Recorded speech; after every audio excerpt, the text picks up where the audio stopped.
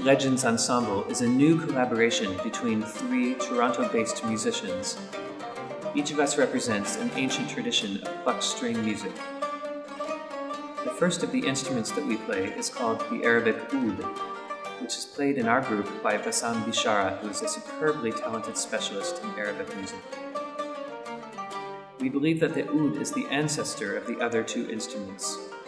From the Middle East, it probably traveled across the ancient Silk Road in both directions, east and west. In the east, it evolved into the pipa, the four-stringed ancient lute of China, which is played in our group by Wen Zhao. Wen is a virtuoso player and teacher of the pipa, having studied with a very important teacher in Beijing, before going on to share her abilities by teaching and performing all around the world. In the West, the oud evolved into the European lute, which is my instrument. My name is Lucas Harris. While the oud and the pipa have been played continuously for centuries, the European lute does not have an unbroken tradition. It was massively popular for a couple of hundred years throughout Europe, but then went into decline in the 18th century. Players, scholars, and instrument makers have worked extremely hard in the 20th century to revive the European lute, and it is making a comeback.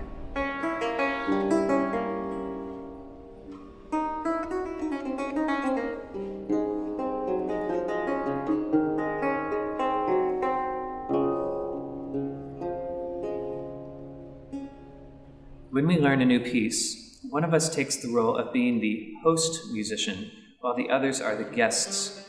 The host musician finds a piece from his or her tradition, which he thinks can work with the participation of some foreigners.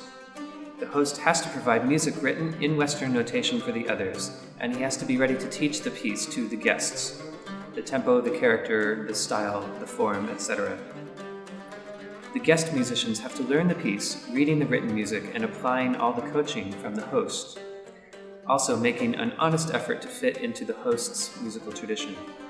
This can be very challenging because our instruments are designed to make totally different kinds of sounds, and each of us is trained in totally different playing techniques. In order to make a piece work, we have to use whatever resources we have at hand, whether that means adapting one of our own playing techniques or trying to apply a foreign technique onto our instrument. What I love most about Bassam's playing is its rhythmic power. He is so in control of his instrument, and he improvises with so much confidence. When some musicians improvise, they have good days and bad days. Bassam seems to only have an endless series of good days.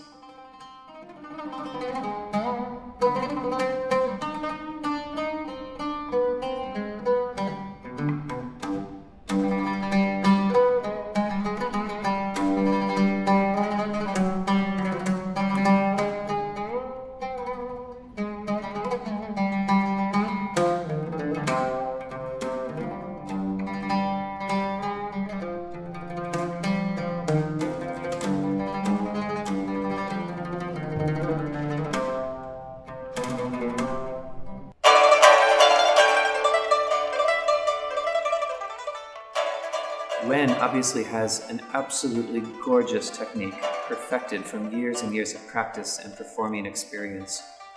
And I love the way she approaches her instrument with so much precision and so much reverence. Musical instruments can be a gateway to something sacred, and it's nice to be reminded of that.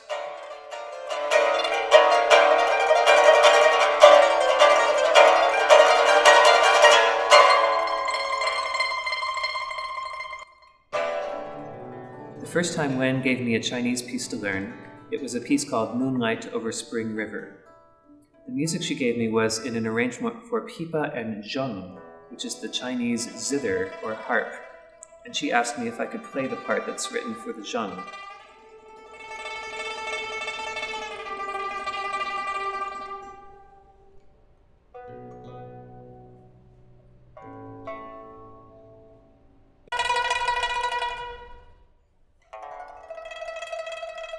At some point when Wen was working with Tafelmusik, some of us early music people found out that the pipa was played with silk strings in the 18th century.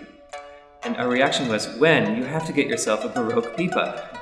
And she actually has. She's probably one of the only pipa players in the world to experiment with silk strings. And she has now performed in public just a little bit with her silk-strung pipa. And I'm trying to encourage her to do more.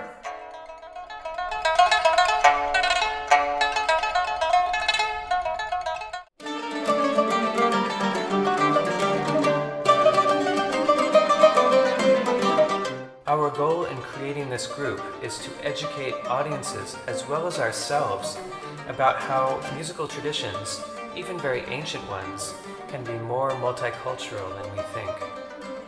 We have a story here that I think really needs to be told, and that's the story of how the oud, this tremendously popular plucked string instrument from the Middle East, traveled along the ancient Silk Road and morphed into the pipa in the Far East and into the lute in the West.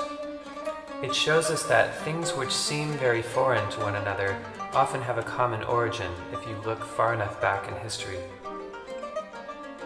This is one of the most exciting collaborations I've ever been a part of. With every rehearsal or performance, new doors seem to open up. Every time we understand something new about each other's traditions, we're able to work together on a deeper level. It's so exciting to know that we've been able to set up this experimental group as a long-term collaboration.